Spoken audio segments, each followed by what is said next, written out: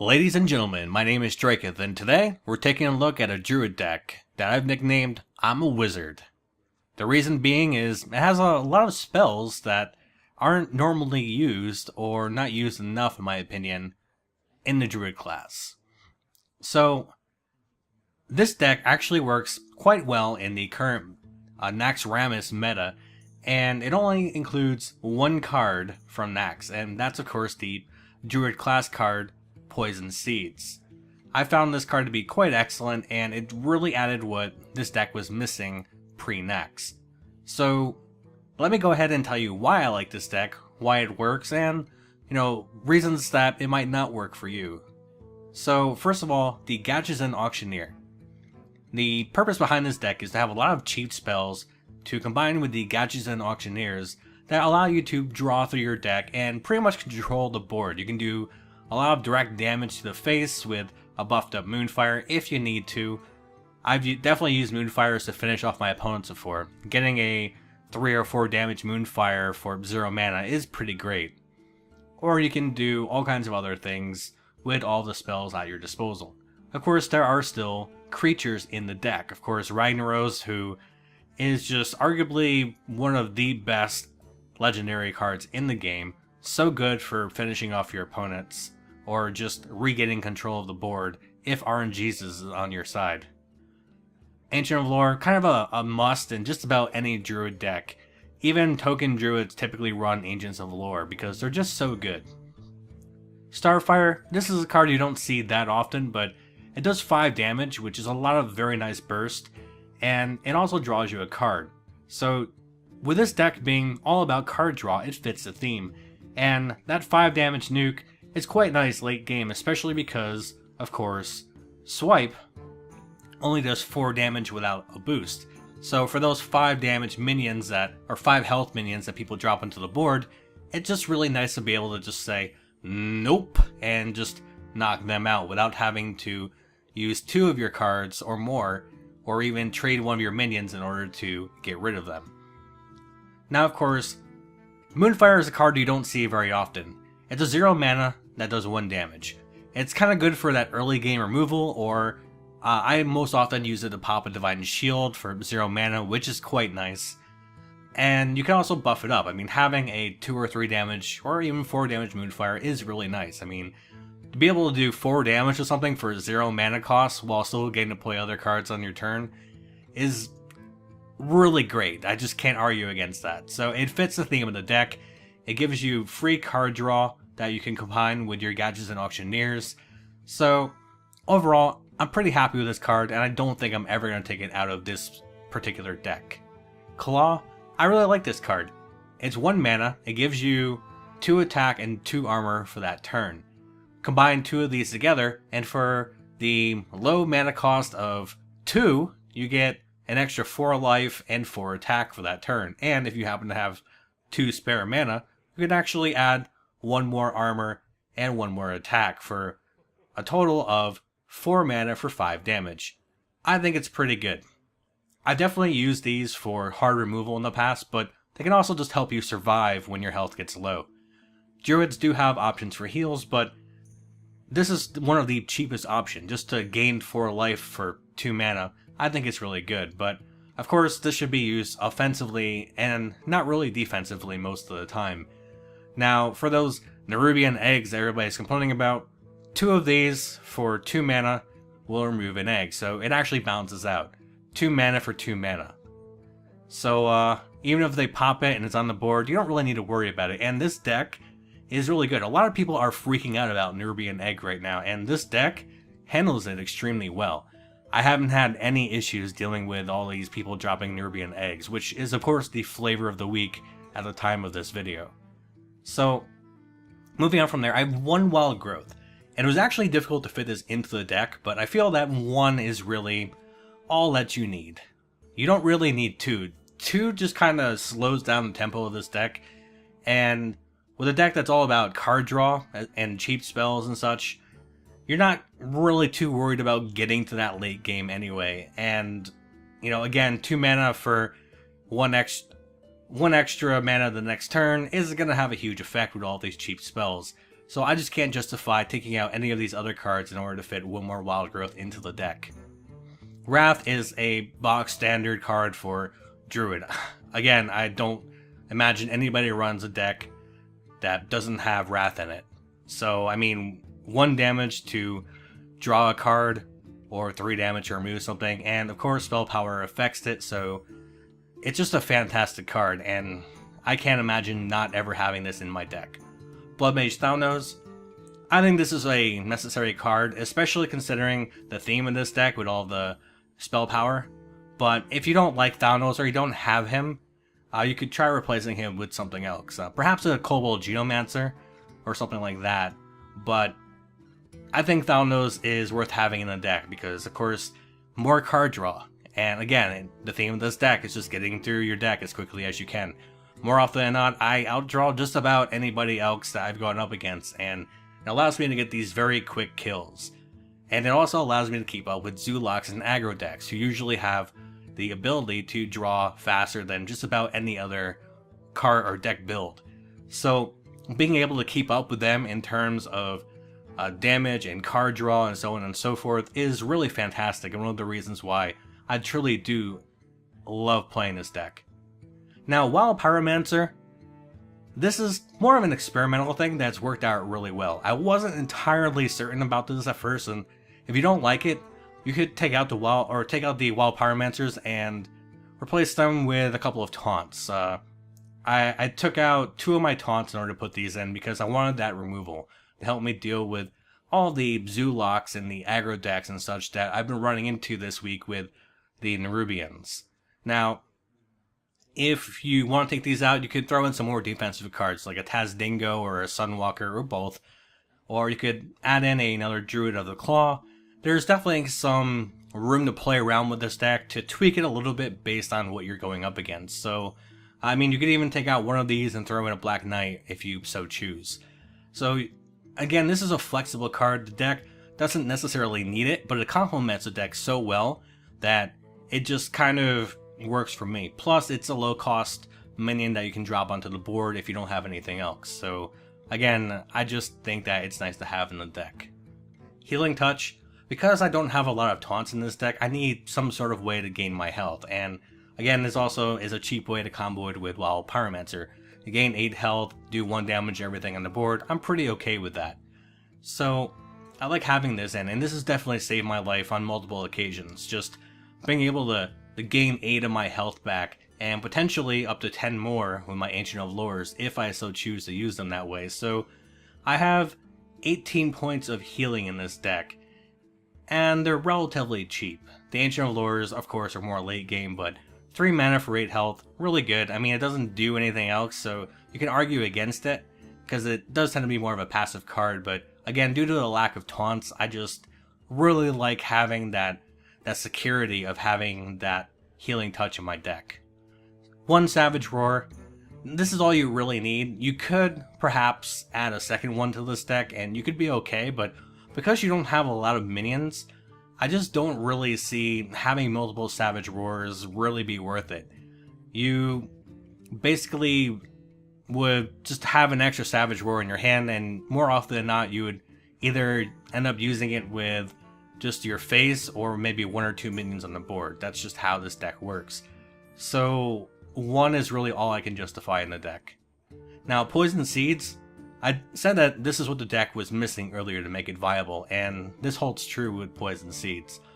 Basically, going up against Handlocks and Druids running lots and lots of taunts, and just any deck that pretty much had an impassable wall, lots of stuff on the board that I just couldn't get past, Poison Seeds defeats that for a very cheap cost, and it combos extremely well with all this other stuff, which is basically low-cost, cheap removal.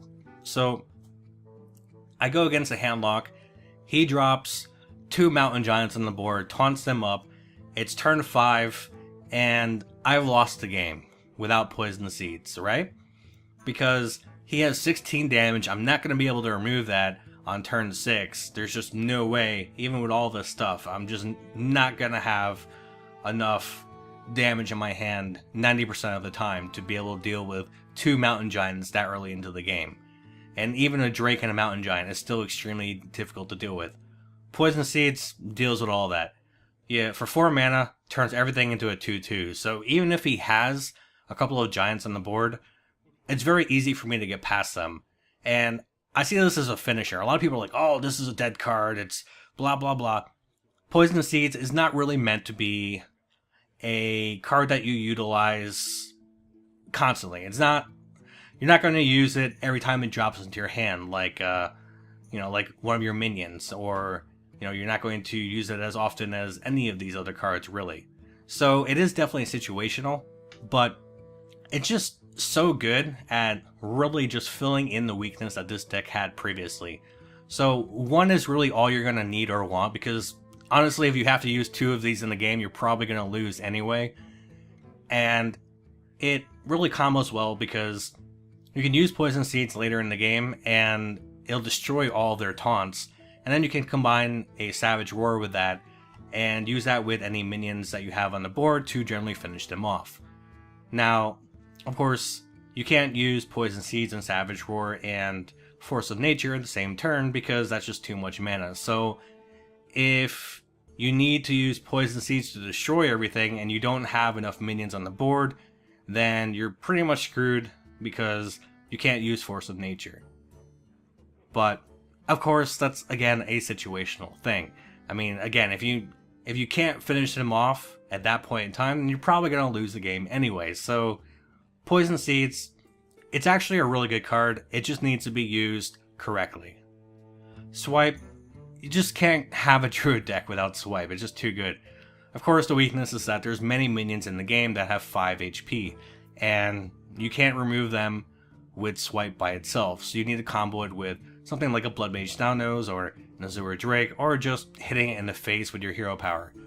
Either way, it's still a really great card, and the 1 damage to all the other enemies really helps, and definitely combos extremely well with the Wild Pyromancer, which is of course cheap. You could technically get 3 damage to everything on the board in 1 turn with Wild Pyromancer, Swipe, and maybe a Moonfire. And that would only cost you 6 mana in total, assuming you don't already have the Wild Pyromancer on the board. And then of course, Keeper of the Grove. This is really good. You can silence minions. It's really good for getting past all those really annoying minions that people like to drop on the board. For example, Tyrion for the Paladin, absolutely are going to want Keeper of the Grove for that.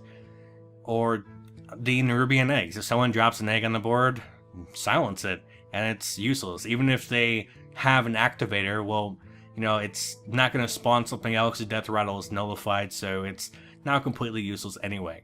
The 2/4 stats are really good. It's pretty difficult to remove for many classes. They have to usually commit one of their bigger abilities or weapons to removing it. So overall, I'm pretty happy with Keeper of the Grove, and I can't foresee taking them out. Now Nourish, gain 2 mana crystals or draw 3 cards. I use this for drawing cards every time. I've never really had a situation where I've just said, hey, I could use those 2 mana crystals instead. Drawing further into your deck, increases your odds of winning much more than getting 2 mana crystals 99% of the time. And again, it fits the theme of the deck of just being able to draw much quicker than your opponent and get to everything that you need. Being able to dig through your deck anytime you like is really nice to have, and it's won me quite a few games when I just, the card I needed was 3 cards down and I would have never drawn into it in time otherwise to win the game. Azure Drake, what can I say? It's a 4/4 for 5, soul damage +1, and it draws a card. Now, this is susceptible to the new card that was added with Nax that makes cards with Battlecry cost 2 more. So if someone has that on the board, this could be a weakness. It will basically cost you 7 mana to get out unless you destroy it. So you do have to keep that in mind with these Battlecry cards. However, Azure Drake is just really good. It combos again with all of your spells, and being able to dig deeper into your deck with this card is fantastic. I mean, there's so few decks that don't have Azure Drake in them because it's just such a great card and it works really well in the meta. Druid of the Claw, I only have 1, but I usually use this in charge form, although in kind of an oh shit situation, I will definitely go in taunt form instead. But it's nice to have that flexibility. I can either go for a charge to remove something from the board, or just to hit them in the face, or I can taunt up if I need to be a little bit defensive depending on how the game is going. It's, again, just nice to have that flexibility, and while I couldn't fit 2 of them in this deck, I think 1 is fine, and you don't really need to, although if you want to, you can certainly fit them into the deck and, maybe substitute out one of the Wild Pyromancers or one of the other cards if you so choose. I mean, you may not like Poison Seeds, you may think that Poison Seeds is unnecessary to the deck, so you could take it out. It's totally up to you. Again, Gadget and Auctioneer, he's just so good. He lets you just draw through your entire deck, and it works very similar to the Miracle Rogue. Just an overall good card, combos so well with everything in this deck. You just, in my opinion, can't have this deck without a Gadget and Auctioneer. He's necessary for this deck to work. Now, Force of Nature, again, only 1 because you really just don't need or want 2 of them in this deck. You'd rather have the cheaper spells. This is kind of a good for burst. I like having the Savage Roar, of course, and a Force of Nature because that's 14 damage burst in 1 turn. And it's good for either just removing everything on the board or removing as much as you can if you get into a really sticky situation, or just killing your opponent. So I can't see taking Force of Nature out entirely, but just having 1 is really all you're going to need or want in this deck, because all the other spells and creatures that you have kind of fulfill the other purpose. Starfire, we already talked about. Ancient of Lore, again, we already talked about. It's just such a good card. You either heal yourself for 5, which you might need to do since you lack taunts with this deck, or go ahead and draw 2 cards, and again, dig deeper into your deck. And finally, Ragnaros. Ragnaros is so good, in my opinion, one of the best legendaries in the game. The RNG could definitely screw you over. Well, let's say they have an egg on the board and you couldn't silence it, and it's between like the egg and their face, and you hit the egg and now they have a 4/4 next turn, and they're somehow able to remove Ragnaros. Well, that sucks for you. So the RNG aspect of Ragnaros can definitely work against you. So if you don't like that, you could take him out and maybe throw in a Cenarius, but you would lose a lot of burst and a lot of damage with that. So it's really up to you. You can make it a more defensive deck, or you can make it a more aggressive deck. Personally, Ragnaros has been so good to me, I couldn't imagine taking him out of the deck. So the strengths of this deck, basically, it allows you to deal with aggro and zoo decks extremely well. It's really good against priests because you can deal with anything they throw at you, and you don't have a lot of creatures on the board, and the ones that you do throw down are usually 4/4s. You have 2 4/4s, another potential 4/4, or a 4/6 if you throw them in taunt. You got 2 more 4/4s right there, and then you've only got a couple of targets for their Shadow Words of Death. So it's basically the bane of priests, this deck, and even if they steal something, odds are they're going to get something really useless like a Moonfire. I mean, they might get a swipe or something, but that's not a game changer. So the great thing about this deck is they don't have a lot of good cards to steal from you. You don't have to worry like a Control Warrior does about having all kinds of crazy stuff stolen from you that could, potentially just have a huge impact on the game. So whenever they thought steal from me, I'm usually pretty happy because in my opinion, they've just wasted 3 mana. Now, going up against a Warlock, again, this deck deals extremely well with Handlocks now, thanks to Poison Seeds. Zoolocks, really well. Paladins can be a bit of a challenge because you don't have a lot of minions, but since you have so many removal spells in your deck, you can generally deal with the Shakadins and such when they try and flood the board. You can deal with all the stuff they throw at you, and it kind of makes their spells like Consecrate and Equality and such pretty useless because they don't really have targets for it for a lot of the game. So Paladins, I have a very favorable win rate with this deck of about 70%. And Mages are actually the toughest matchup for this deck in my opinion, and if you go up against a lot of Mages, you might not want to use it. Mages can shut down all of your 4/4s because of Flame Strike, so that could really screw you over. They can polymorph your Ragnaros, they can polymorph your Ancients of Lore, and they can keep throwing out little annoying mirror images and such to kind of keep you from getting to their face. Of course, you can go direct to the face with spells like Moonfire and Claw and such, but if they've removed everything from the board, you don't really have a lot to burst them down with. So I would say mages are the bane of this deck. It's definitely like the hardest counter. So, all in all, I mean, I found that aside from mages, it has an equal or favorable matchup with pretty much every other class. So, I really like the deck right now. I think that as more cards get released in the coming weeks, I'm going to probably change it up again every single week. But as it stands right now, it's a solid deck. It's a lot of fun. It's different from all the other Druid decks you're going to see on the ladder. And I've had great success with it, getting a few ranks in the last couple of days. So I hope you like the deck, and I'll try to upload some gameplay videos of it soon, which I'll have an annotation for here, or you can just keep an eye out on my channel. This is Striketh, checking out.